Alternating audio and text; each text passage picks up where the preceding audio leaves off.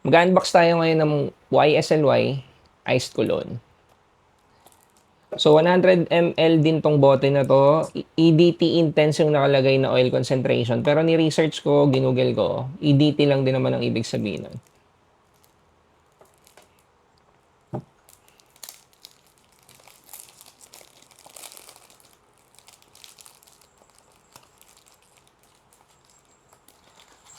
Ilan na rin yung bote ko ng Y. Meron akong O-Fresh. Yun yung iniisip kong makukumpara ko dito. Kasi yun yung freshest for me. Meron akong YEDP, meron akong Le Parfum. Yun. Tsura ng bote niya, same lang naman sa mga usual na bote ng YSL na Y-line. Parang kasing laki ba? Parang mas maliit yung itsura niya pero baka mali ako. Baka kasing laki lang naman nung sa Y. Ito.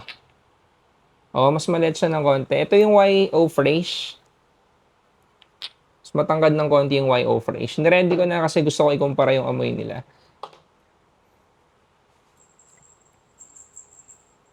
Sprayer check. Parang may kakaiba dun sa sprayer niya. Parang hindi ganito yung usual na sprayer ng Y. Oh. Parang mas matagal. Yun, parang mas madaming lumalabas na juice. Yung press ko ah. Oh. Oo nga, iba yung sprayer niya.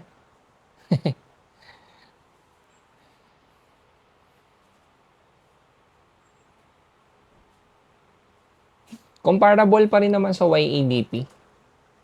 Oh, mas malamig nga lang. Siguro kaya iced cologne yung pinangalan. Kumbaga kung mamimili ka ng Y na pabango, na gagamitin mo sa mas mainit, o sabihin na natin, sige, pang gym, mas pwede to kaysa dun sa YEDP.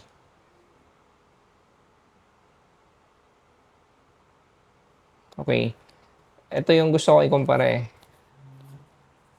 Kasi before, kumpara sa YEDP, itong YO Fresh naman, yung mas komportable akong gamitin sa mas mainit o sa mas pagpapawisan kang activity. So, ko lang i-compare yung difference nilang dalawa.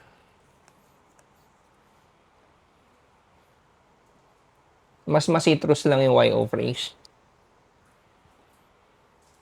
Lighter din yung YO Fresh. Parehong pleasant.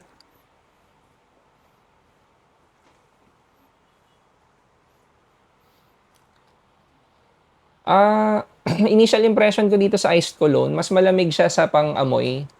Kaysa sa YEDP, lesser din yung sweetness. Pero yung pagiging pleasant, pare-pareho silang pleasant eh.